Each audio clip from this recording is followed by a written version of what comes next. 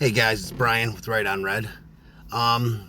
Here to discuss the recent Supreme Court decision, specifically the affirmative action decision. And let me tell you how ridiculous it is that people can't understand in the year 2023 that reverse discrimination is nothing but discrimination. It's not even reverse, it's just discrimination. So you have people on the left complaining about this lack of diversity that's going to happen now when it's not. It's not going to be, it's still going to be a diverse, collegiate body at every college. Because the fact of the matter is, there's plenty of people who are black, brown, Asian, Middle Eastern, white, that are intelligent, that will go to colleges like Harvard, Yale. There's plenty that are going to go into, middle of the road colleges like UB or University of Pittsburgh or Alabama. And there's plenty of kids that are going to go to community college and then go to maybe a 4-year school after. The fact of the matter is by not choosing an Asian or a white person who's in the top 90th percentile, because this is what was happening, and taking someone who is a black that's in the 40th percentile, you're discriminating and not giving the correct, you're not admitting the people who should be admitted based on their merits, who worked extremely hard to be in the 90th percentile. Instead, you're looking at the color of the person and saying, oh, we want diversity, so I'm going to put this person in. When there's plenty of black and brown people who are in the 90th percentile. And when you talk to these far leftists who say, we want diversity, and they want, a group out of a group of 20, they want 14 to be black and 5 to be gay and 1 to be white. That's not diversity. You're absolutely just making up your own demographics, because the fact of the matter is, white people make up the majority of the country. You have black people who make up 13%. You have Latinos who make up, 9%, I believe, something like that. Asian Americans. So if you look at the percentage of what it's got to look more like America. Okay, so let's make it look like America. Therefore, if it's a group of 20, there should be a couple, maybe 2, 3 black people. There should be a couple Latinos. This is if you're doing it exactly upon percentage of individuals in this country of that race. And there's still going to be the majority of white people, because the majority makeup of this country is still white. So that's diversity, because you're making it look just like America, just like they always say, we want it to look more like America.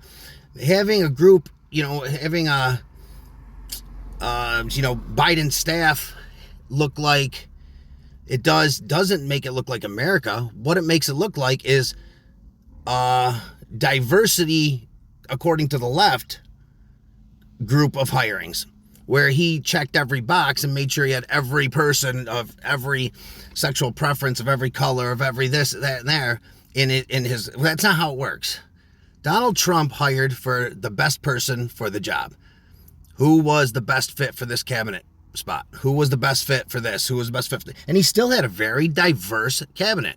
He had women of color. He had men, black men, Latino men, gay men. He had a gay man on there. He had plenty of diverse people who got the job for being the best person for the job. Ben Carson he's a genius. The guy's so smart, it's ridiculous.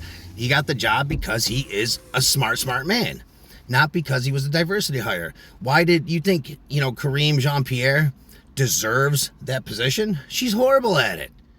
Awful at it. So now you go back to the college thing, affirmative action. That's the right call. It's against the Constitution to treat people different based on, and make decisions based on someone's race. And for the left to get upset about that shows their true racist colors, like they're arguing for segregation back in the day. That's exactly what they're doing.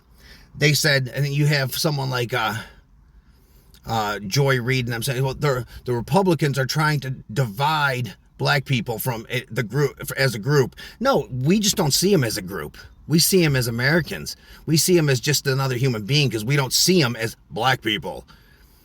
We just see them as people. You're the one dividing them into groups. You're the one dividing them into. So if some of them don't vote Democrat and they vote Republican, or vote other than you want them to vote, suddenly they're divided from the group. They're a different group. It shows how much you're really championing black individuals. No, black individuals that talk your talk and walk your walk and jump when you say jump, that's the ones you're championing. Just like transgenders. Caitlyn Jenner, she was she was a hero of the left, Times Person of the Year a couple years back. Suddenly she's a conservative, and all of a sudden, you'll talk bad about her. You don't care one bit about her. But she's still trans, right?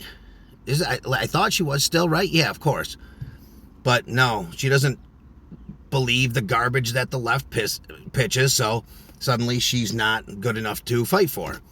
The bottom line is there's no reason to be dividing into groups and telling people to wave this flag, wave that flag. Oh, you're not going to get into college if you could now because there's no affirmative action. What kind of message does that send to people? First of all, why do you need that? Do you think minorities aren't as smart as white people? Because you're wrong.